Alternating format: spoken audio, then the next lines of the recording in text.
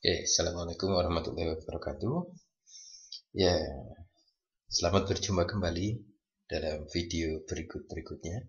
Jadi video kali ini kita akan masuk kepada pembahasan tentang rumus jumlah dan selisih tangan. Itu sekali lagi video ini nanti berfokus kepada proses penurunannya. Mengenai latihan itu bisa dicari di referensi yang lain.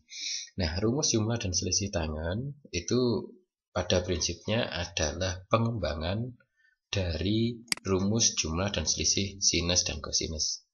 Nah, jadi pada video sebelumnya atau pada pembahasan sebelumnya kita sudah mendapatkan 4 formula ini, yaitu sin alfa plus beta, sin alfa min beta, cos alfa plus beta, dan cos alfa min beta. Dengan masing-masing formula penurunannya bisa dilihat pada di sini.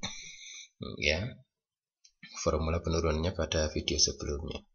Nah, nanti kita akan masuk kepada dua pembahasan, yaitu pada nilai tangan alfa plus beta dan nilai tangan alfa min beta. Nah, ini pembahasan yang nanti akan kita jabarkan. Ya, jadi diingat-ingat lagi, kita masih menggunakan 4 ini nanti, salah satunya. Nah, sekarang begini, kita mulai dari pembuktian formula tangen alfa plus beta. Jadi kita tahu kalau tangen suatu sudut atau tangen X itu sebenarnya merupakan perbandingan dari sinus dan kosinus. Ya, jadi tangen itu adalah sin X per cos X. Ini pengetahuan dasar sekali, ya. Di kelas 10 pun sudah, mungkin di SMP atau MTS juga sudah. Nah, sehingga kalau tangen alfa plus beta, maka saya mendapatkannya yaitu tangen sin alfa plus beta per cos alfa plus beta. Oke ya, ini. Nah, kita tahu sendiri kalau sin alfa plus beta itu adalah sin alfa dikali cos beta ditambah cos alfa dikali sin beta, itu pada video sebelumnya. Dan cos alfa plus beta adalah cos alfa cos beta dikurangi sin alfa sin beta. Nah, kemudian langkah selanjutnya bagaimana? Saya bagi semua ya pembilang dan penyebutnya, yaitu pembilang ini dan penyebutnya itu nanti ini pembilangnya dan penyebutnya itu nanti saya bagi dengan cos alfa dikali cos beta. Nah, oke ya teman-teman ya. Nah, sehingga hasilnya ini, yang pembilangnya saya bagi cos alfa cos beta, penyebutnya pun begitu. Nah, jadi dia menjadi sin alfa dikali cos beta dari sini kan, gitu. Ini dia menjadi ini. Kemudian cos alfa kali sin beta dia berada di sini karena penyebutnya sama-sama cos alfa cos beta, gitu. Cos alfa dan cos beta. Kemudian ada cos alfa cos beta dia berada di sini dan sin alfa sin beta saya taruh di sini. Oke. Nah, semuanya dibagi dengan cos alfa dan cos beta. Coba sekarang teman-teman identifikasi. Ada beberapa bentuk yang nilainya sama, yaitu cos beta dan cos beta. Ini saya sederhanakan. Kemudian ada cos alfa dan cos alfa. Saya sederhanakan. Ini semuanya sama antara pembilang dan penyebut, yaitu cos alfa dan cos beta. Dan ini sin alfa sin beta, cos alfa cos beta. Kebetulan ini nanti, nah coba teman-teman, ini sin alfa cos alfa, sebetulnya dia adalah tangen alfa, dan sin beta cos beta kita peroleh dia nilainya adalah tangen beta. Oke, maka persamaan ini dia berubah menjadi tan alfa plus beta, yaitu sin alfa per cos alfa, dia adalah tan alfa, ya, ya. Coba ini saya hapus dulu. Nah, yang tersisa, ya kan? Ini sin alfa per cos alfa, saya peroleh tangen alfa. Sin beta per cos beta, saya peroleh tangen beta. Ini tadi saya sederhanakan menjadi 1.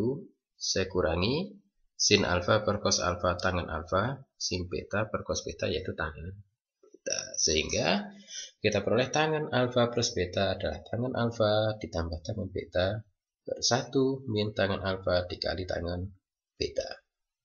Oke. Nah, itu tangen alfa plus beta. Sekarang kita masuk pada tangen alfa min beta. Jadi kalau tangen alfa min beta sama. Saya masih menggunakan hasil pembuktian, yaitu yang sebelumnya yang menyatakan bahwa tangen alfa plus beta itu adalah tangen alfa ditambah tangen beta per 1 dikurangi tangen alfa dikali tangen beta. Oke. Nah, sekarang saya substitusi atau saya ganti beta dengan negatif beta. Ya, karena memang ya tujuan kita, ya kan, ini saya ganti dengan tujuan kita adalah bagaimana memunculkan ini. Sehingga betanya ini saya transformasi atau saya ubah menjadi tangen beta, maka ya jadi tangen alfa plus beta ini berubah menjadi tangen alfa ditambah negatif beta. Yang tangen beta berubah menjadi tangen negatif beta. Nah, ini juga begitu. Oke ya. Jadi perubahannya ada di 3 poin ini. Nah, kemudian kalau sudah, ya, tanda negatif beta mengartikan bahwa sudut tersebut berlawanan dengan beta. Nah, jadi kalau dalam sudut atau pengertian sudut, jadi kalau betanya kemari, ini sejauh atau sebesar beta, maka negatif betanya kan berlawanan. Nah, ini negatifnya. Sehingga kalau misalkan ya jika betanya berada di kuadran 1, maka negatif beta berada di kuadran 4. Ya kan? Ini saya permisalannya atau kasusnya di kuadran 1 dan ini di kuadran 4. Sehingga kalau di kuadran 4, nilai tangennya itu berubah menjadi negatif. Makanya kan tangen negatif beta, dia negatif tangen beta. Ya kan? Jadi kalau diingat-ingat lagi, kalau misalkan sin negatif X, maka dia berubah menjadi min sin X. Kalau dia cos negatif X, maka dia stabil atau tetap cos X, nilainya sama. Nah, kalau tangen negatif X, maka dia berubah menjadi negatif tangen X. Nah, ini jangan dilupakan 3 itu. Oke ya, sehingga ini yang formula tadi dia berubah menjadi ini. Nah, maka tangen alfa min beta dia berubah menjadi ini kan. Nah, diperoleh kesimpulan kalau ini kan, nah ini dia negatif. Nah, dia negatif di sini, ketemu yang ada di sini, maka dia menjadi positif. Sehingga kalau tangen alfa min beta, dia saya ubah menjadi atau berubah menjadi tangen alfa dikurangi tangen beta per 1 ditambah tangen alfa dikali tangen beta.